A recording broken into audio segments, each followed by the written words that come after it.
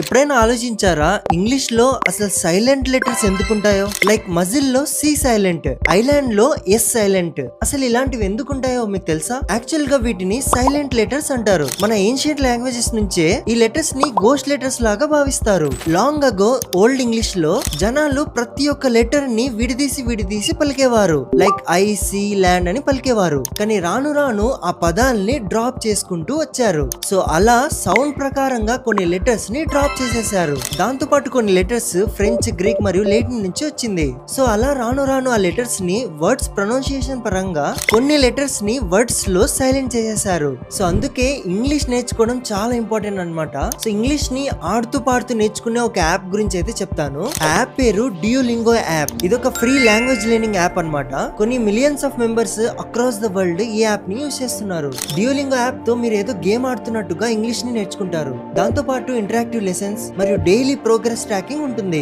English మాత్రమే కాదు 40+ languages దీంట్లో ఉన్నాయి. కొరియన్ మరియు జపానీస్ తెలుగు ద్వారా నేర్చుకోవచ్చు. So Duolingo app play store లో ఫ్రీగా అవైలబుల్ లో ఉంది. మీకు కావాలంటే ఛానల్ బయోలో పెట్టాను, వెళ్ళి క్లిక్ చేసి డౌన్లోడ్ చేసుకోండి.